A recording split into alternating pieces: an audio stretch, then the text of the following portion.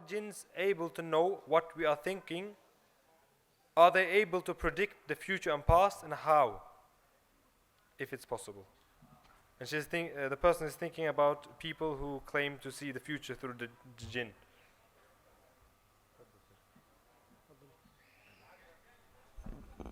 Bismillah walhamdulillah wa salatu wassalamu ala rasulullah amma ba'd. Assalamu alaikum wa rahmatullahi wa barakatuh, my dear brothers and sisters in Islam.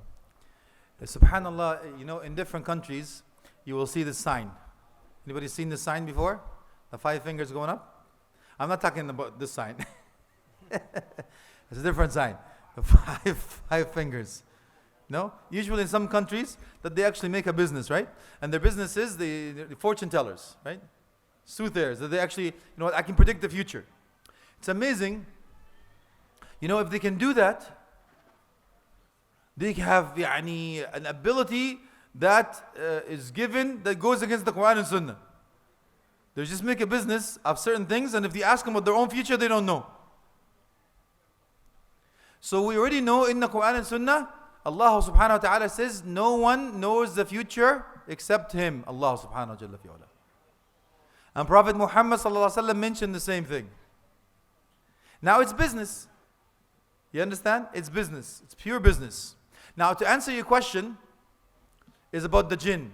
Yes, in the beginning it is true. They used to climb on top of each other, and they hear about something that decreed, and they come down, and by the time it comes down, they add so much stuff on it, it becomes like a story. But after this, shihab al-rasada, khalas, after this they get belted, that's it. Fried. We already know that no one can tell the future. And as a matter of fact, there's a warning. If you go to that soothsayer or the future fortune teller, whatever it may be, that your salah will not be accepted. Does that take you off the hook? You still have to pray the salah, but it won't be accepted, man. So Allah subhanahu wa ta'ala says, I know the ghaib, I know the future, I know the unknown or the unseen.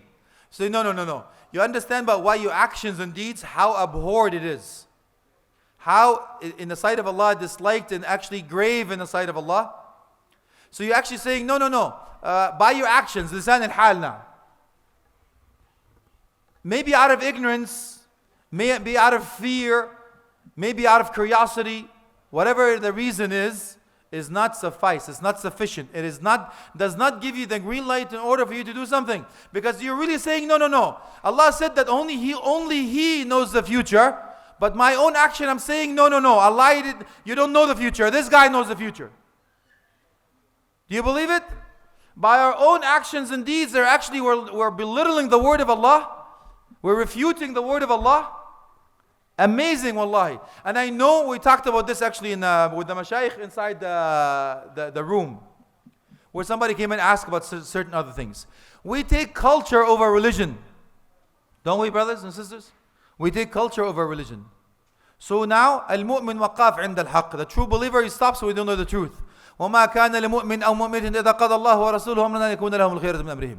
It's not befitting for a true believing believer, men, or true believing women, to have their own choice if Allah decreed the matter and Prophet Muhammad sallallahu alaihi wasallam decreed the matter. Khalas. We already know that. So my advice to you is don't waste your money and don't waste your time. The jinn do not know that. I'll give you the proof in the Quran. If you read the story of Sayyidina Dawood alayhi salam. Remember that story? And there's so much. I mean, there's a whole 1 hour lecture about this and it won't even suffice. But I'll just give you the proof to make sure that you understand. Dawood alayhi salam, he had a cane, right?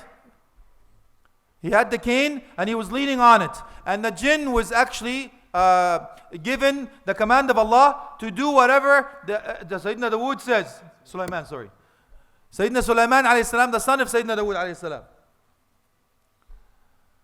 And then Sayyidina Dawood alayhi salam died. And he was still leaning. And the jinn did not know he died. And they were still working hard, fearing that Dawood alayhi salam would do something, will reprimand them.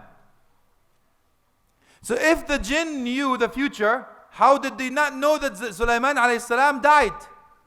They only knew when. When it was eaten, right? and he fell. So no one knows the future except Allah. Period. And whatever Allah wanted to tell us about the future, or told us in prophecies, or told his prophets and messengers of what is going to come. Otherwise, even Prophet Muhammad صلى الله عليه وسلم, لا أعلم الغيب لو كنت أعلم الغيب لاستكثرت من الخير. Even Prophet Muhammad صلى الله عليه وسلم is telling you, I don't know the future. If I know the future, I would ask for abundance of wealth. I would not, وَمَا مَسَّنِي, and no harm would have touched me. So who is better? Raise your hand if you're better than Rasulullah sallallahu alaihi wasallam. Please raise your hand if you think that you have more knowledge and more beloved to Allah than Prophet Muhammad sallallahu alaihi wasallam. No, no one. Khalas. So we stop here inshallah. So let's go back, and I know it's ignorance, and I know that. So what's the cure of ignorance? The cure of ignorance is knowledge.